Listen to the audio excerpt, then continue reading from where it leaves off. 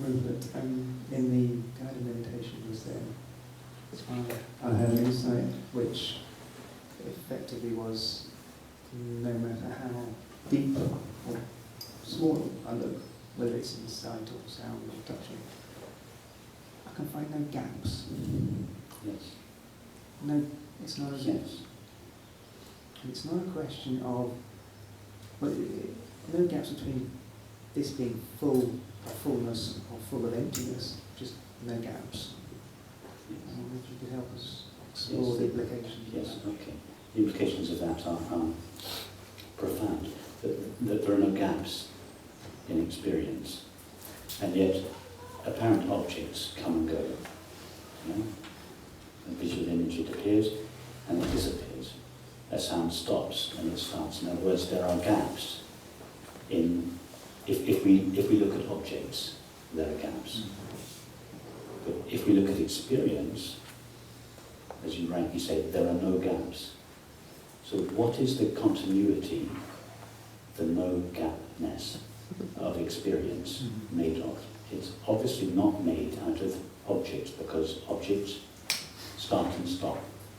Sounds come and go, thoughts come and go, sights come and go, tastes come and go. But you're saying, from your experience, you're saying there is something present in which there is no coming and going, there are no starts and stops, there are no gaps.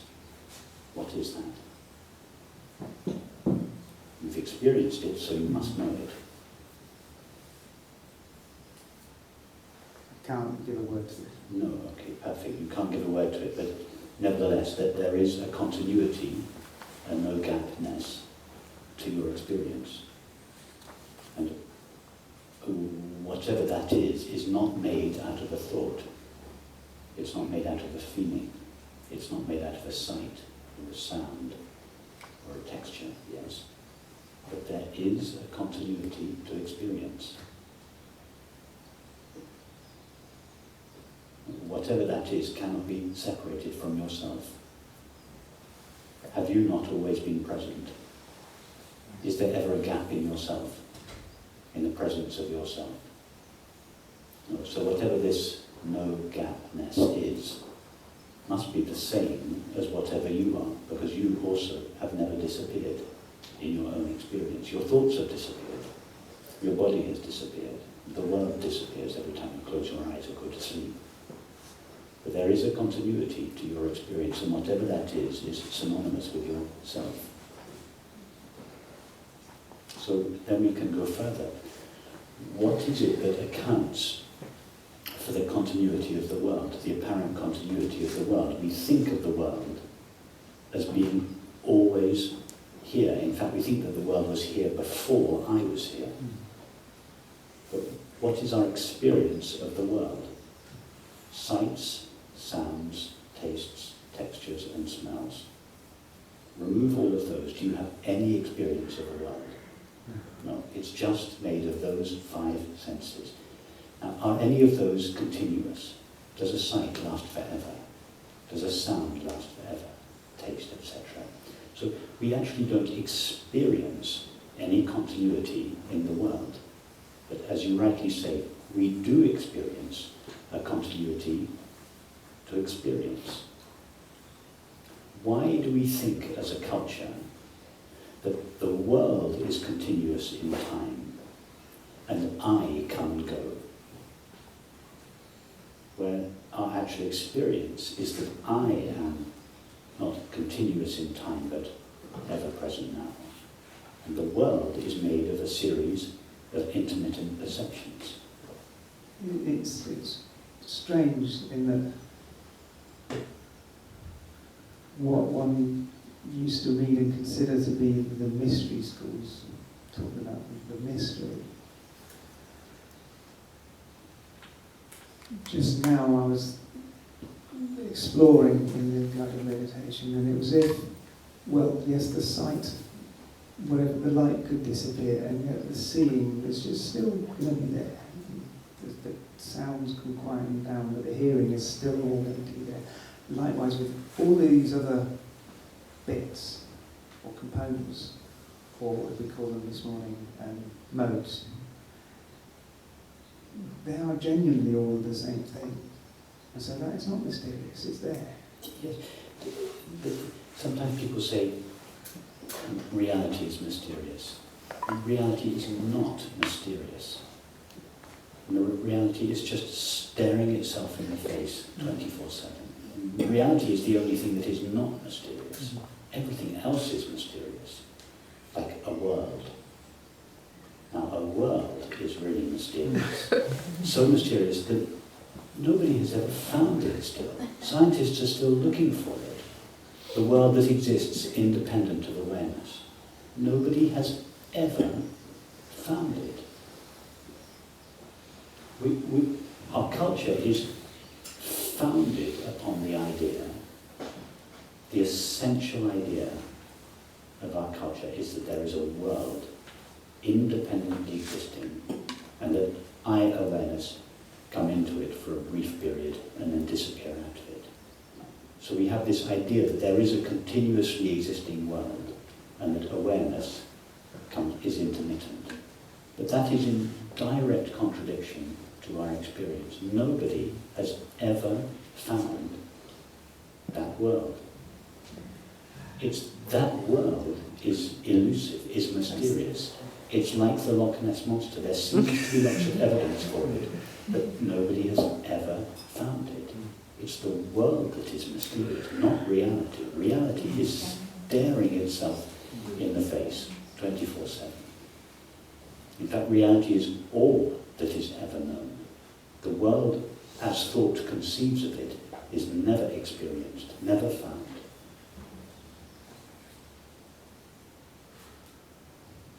But when we forget about the reality of our own being, the ever-present reality of ourself, thought has to account for the continuity of experience somewhere else, having forgotten about the continuity of awareness, in fact not the continuity in time, but the ever-present now-ness of awareness.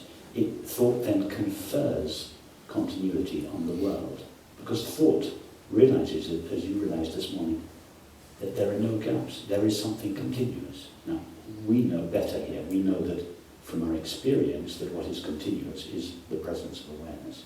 But thought, which has no access to awareness, says, okay, the continuity belongs to the world, and it manufactures time. Time is the eternal now seen through the narrow chink of the mind. Time is thought's interpretation of the eternal now. Time is thought's interpretation of eternity. And thought confers upon the world the continuity that really belongs to awareness. Having forgotten about it or overlooked the presence of awareness, thought has to account for its ever-presence somewhere and says, the world is continuous in time.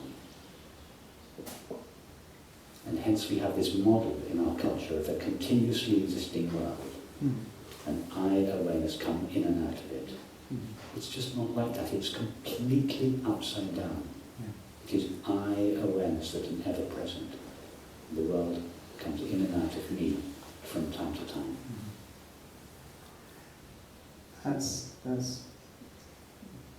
These are the temporal side of things. You recall I was having this difficulty with distance and the idea thereof, and talking about trying to probe a limit to awareness or consciousness or experience. I immediately just turn that into a linear distance. Yes. But this morning, finding no gaps is exactly the same. Finding no gaps is exactly the same as it was not finding a limit. Exactly, yes. It's exactly the same. Yes, exactly. That's exactly right. Go back to our metaphor of the screen, and remember now, it's a magical screen. It's not a TV screen that is being seen by someone sitting on the sofa. It's a screen that it's a knowing or experiencing screen. So the movie starts, and a series of people and objects appear on it. Yeah. Now, the separate self is the person sitting on the sofa. Yes. the person who has... No, forget that. So go back to the screen. And the screen is an aware screen. So whatever is seen on the screen is seen by the screen. Okay, so the film begins, and the entire screen knows, it takes the colour of the movie, but it never actually knows an object or person. Yeah? It just knows itself, and it's like itself is coloured. Yeah? It's like you have a glass of wine, and the alcohol kind of pervades the entire body. The body it's like that. The film becomes coloured by the movie, but the screen becomes coloured by the movie. But the screen never actually knows something other than itself. Yeah, it knows the movie, but it knows itself as the movie. So the screen never says, there is a separate person, there is a separate building, there is a separate car, because it doesn't know a separate anything. It just knows itself, taking the shape of all these shapes and colours. So who is it that knows the separate character, the separate car, the separate building? Only a character in the movie. A character in the movie says, I see a building, I see a car, I see a person. From the point of view of that character, there are separate objects that are discontinuous. In other words, there are finite objects from the point of view of a finite self. But the screen, which is infinite, given the limitations of the metaphor, the screen has no colour, it's infinite. The screen never knows a finite object. It never knows a finite thing. It only knows its own infinite self. That's why William Blake said, when the doors of perception are cleansed, everything will be seen as it truly is, infinite.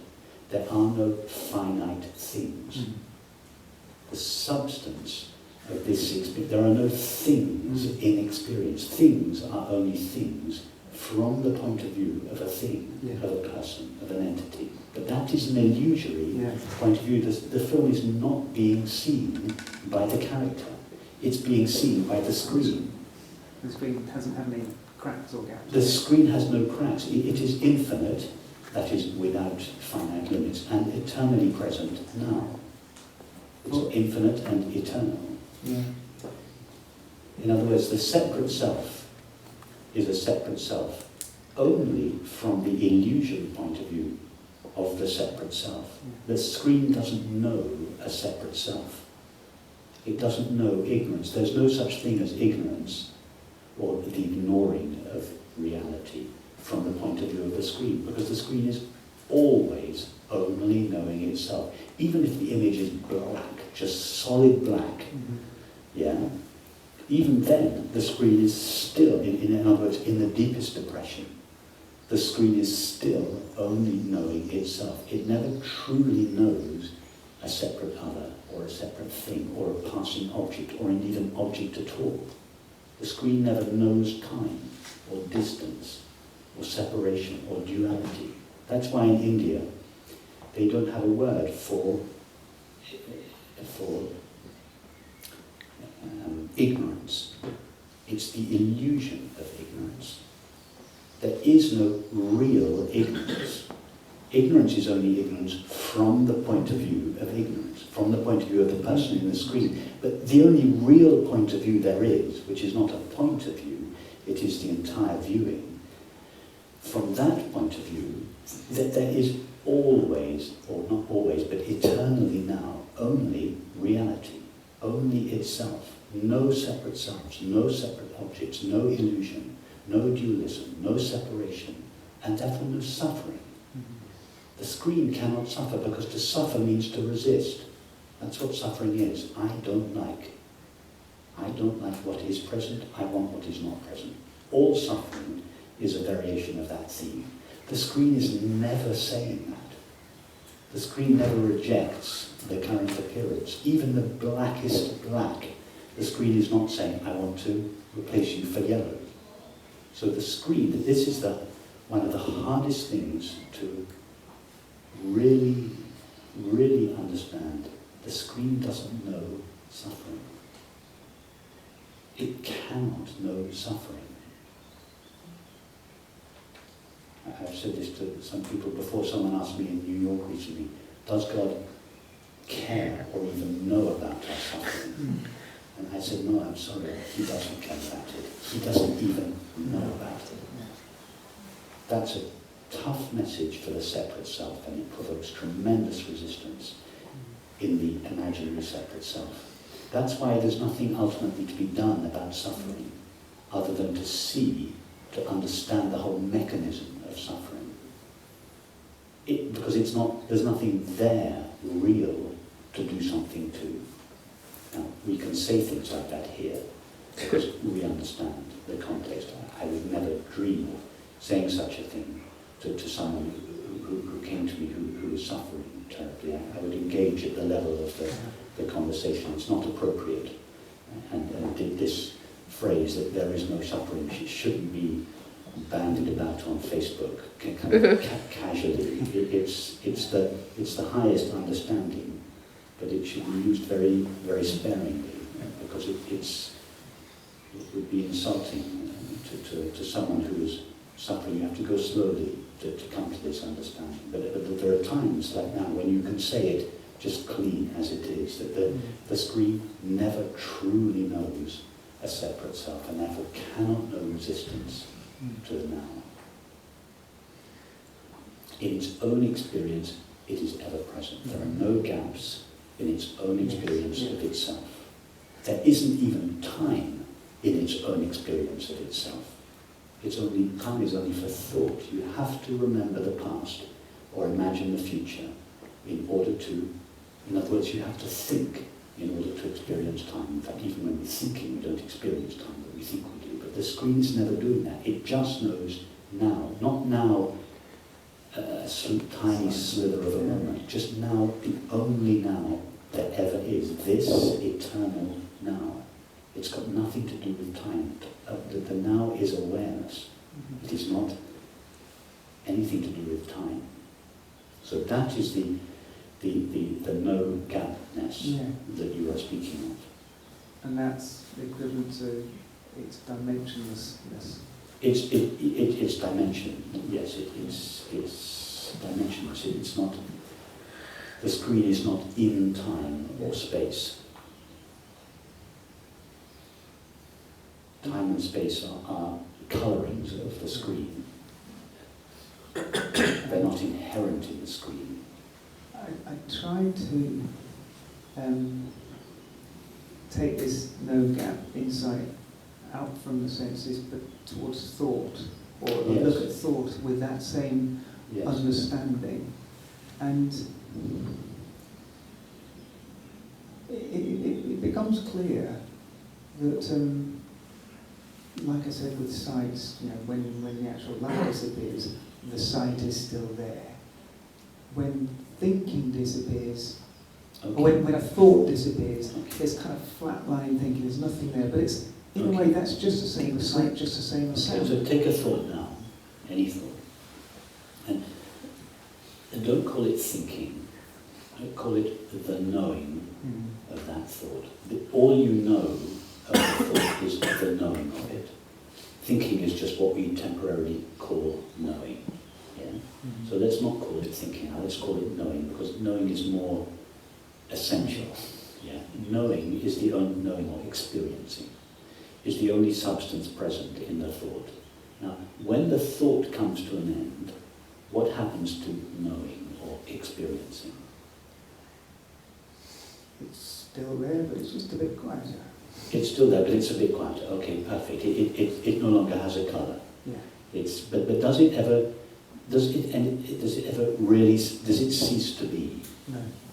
Or does it, when it becomes a thought, does it ever really, when this knowing becomes a thought, does it ever really become a thought, or does it just stay knowing? It just stays exactly. Yeah, exactly. Yeah. Does the screen ever become the film? No. It never really becomes a separate object or a series of objects with gaps in between it. It's just the screen, Yeah. ever present throughout. So this knowing, just now, ponder your experience.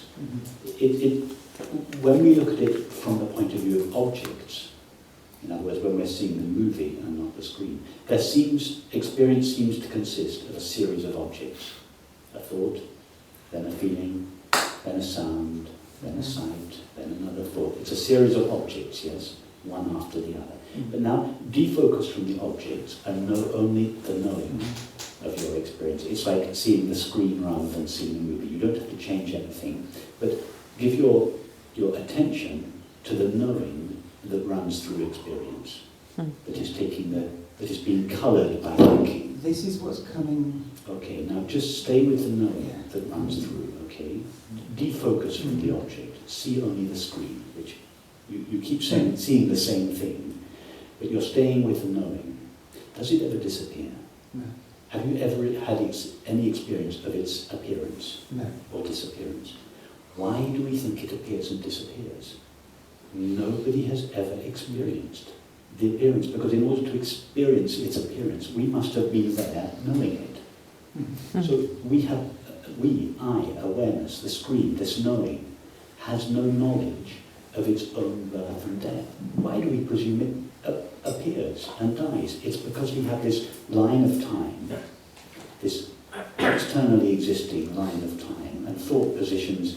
I start here, I evolve here, and I die here. But experience is not like that. Experience doesn't know a beginning and an end of itself. It doesn't know itself evolving in time. It's this knowing, this experiencing is just eternally now. It's not even, we can't even say without beginning or end, because as soon as we start thinking of without beginning or end, we presuppose this line of time. And then we think, oh, what I am goes on forever. I'm not everlasting in time. I am eternally now. There is no time in myself. The mind can't go there because the mind is time, is thought. It can only think in terms of time. The mind simply can't think now of the eternal now. You can only think of a now that lasts forever. That's not what eternity is. Eternity is this, the only out of time, eternal, out of time now there ever is. The mind just cannot go there. It's like the two-dimensional creature trying to go into a third dimension, trying to go below the surface of the water. It just cannot go there. And yet our experience is already there. It's already eternally present now. It never comes and goes. This knowing never experiences any change in itself. We're not evolving. We're not growing older. This knowing is not masculine or feminine. It's not 50 years old. It's not intelligent or unintelligent. It's not fat or thin. It's none of these things. What we are none of these things. We're just this eternally present knowing that is the substance of all our experience. And therefore it never resists itself, because all it finds wherever it goes is itself. It just finds experiencing wherever it goes. It never seeks itself, it never tries to hold on to itself, it never resists itself. It's just totally at rest on the wave of the now, just with experience as it is. It is experience as it is. It's called happiness. That was a long way of saying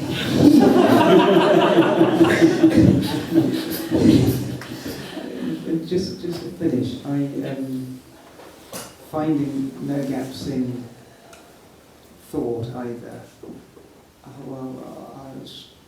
Let's see where the separate self thought is. And whilst I can see all sorts of thoughts, like the picture of my elephant door in Edinburgh, or what we had this morning, or what have you, the actual separate self is, well, it is. I'm not sure I can even find it as a thought. I don't know what it was. Okay, and I'm going to push even further. You say you can't find a separate self as a thought. Try to find a thought now. Take a thought. I must remember to leave here by 2 o'clock to catch my train. Okay, that's a thought. Okay. Okay, start the thought. I. Where is the must remember to leave here at 2? Non-existent. When I get to the must, where is the I, and where is the remember to leave here at 2? When you get to remember, where is the I must, and the to leave here at 2? We never even experience a thought. No. A thought is only a thought from the point of view of a thought. A thought is a concept that never refers to an actual experience. We never even experience a thought.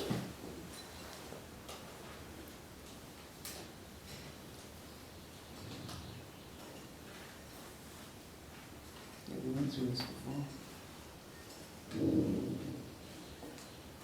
We hear the I and it dissolves in understanding. We hear the must and it dissolves in understanding. We hear the remember and it dissolves in understanding. All that is ever truly known is understanding. What, and the idea of an independent, separate self is completely ludicrous. Tell me about it. I know you read it and read it and read it, but then It's ludicrous. It's then, ludicrous. Like now, you just get this. It's absurd. It's a buffoon. A separate self is a buffoon.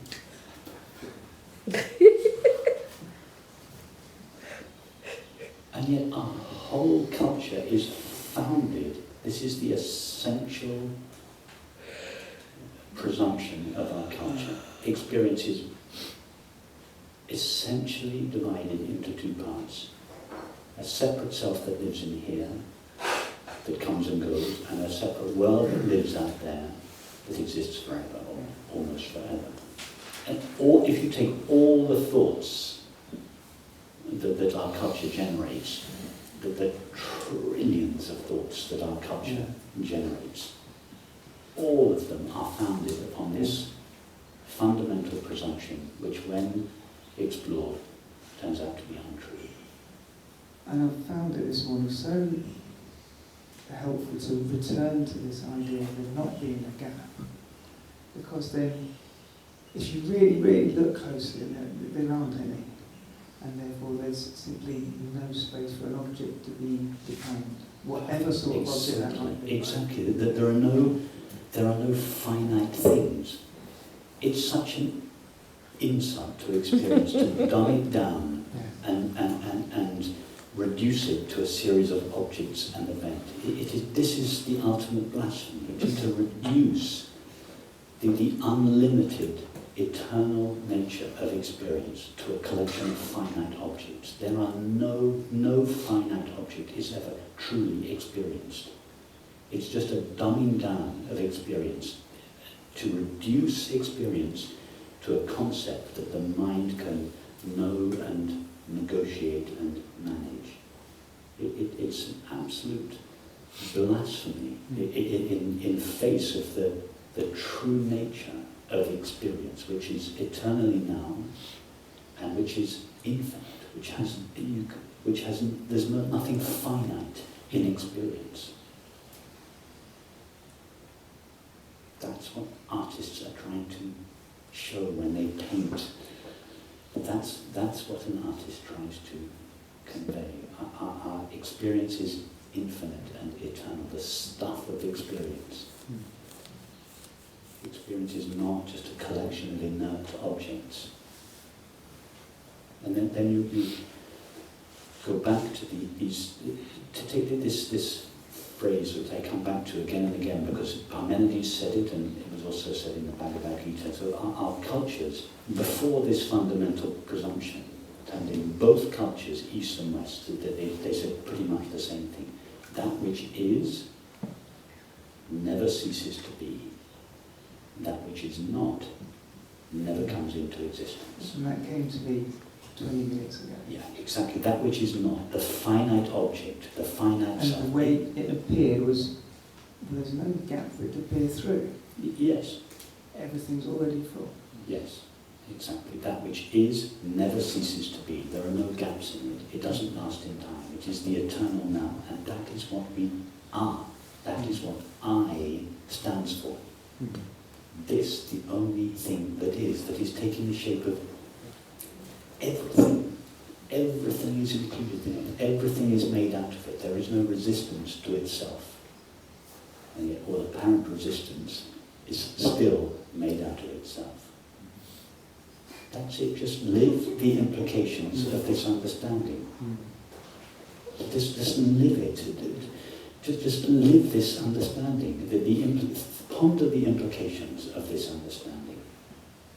And to the best of your ability, with your body-mind, live it in your intimate relationship, in your work, with your family, with your friends, with your culture. Everything you do it with this feeling understanding at its heart. Even when you're making a cup of tea or walking down the street, feel that you're not walking on this dead, inert stuff called concrete. There's no finite, dead matter in the universe. It's all totally alive, made out of the knowing of it. And what it is eternally present, not finite, not made out of an object, made out of the totally alive substance called myself. Just live like that, moment to moment. That's it. That's all. And the world will respond in so many ways and say, thank you for treating me as I am. The world will over and over again will confirm to you in experience, not in concepts, but in experience the world will find so many ways of letting you know that you are treating her the way she likes to be treated. She will smile at you, the universe will smile at you over and over again, and it's these smiles from the universe that is the confirmation, the experiential confirmation that you're treating the world the way it likes to be treated, the way in line with the way it truly is. People, you'll get the same response from people. When we treat people as they truly are, the response comes back immediately in the quality of our friendships. You see it here. This week, most of us were strangers to each other 5 days ago, and look at the way we have meals up here now. There's a quality of friendship, which is like just one way this understanding flowers in our lives, the quality of openness and intimacy in friendship.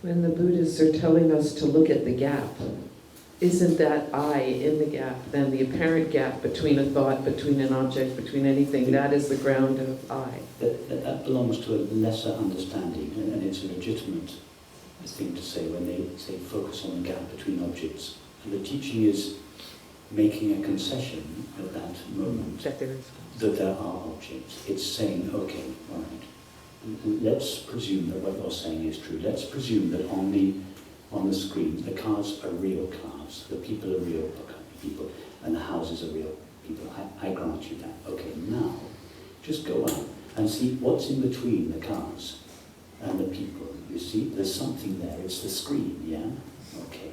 So now, and then, having discovered the screen in between the cars, the teaching said, now run your finger across the cars.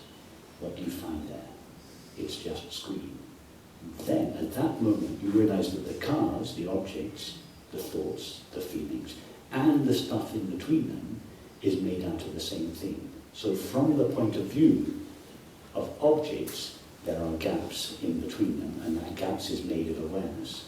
But from the point of view of reality, there is only awareness, and objects are like gaps in awareness. When we think there are objects, it's the other way around. But in fact, from the point of view of awareness, there's just only its own ever-present reality, and that teaching no longer applies then. So that teaching comes from a stage prior to, it's a lesser understanding, a valuable teaching, but it doesn't apply at the level of the conversation we were having.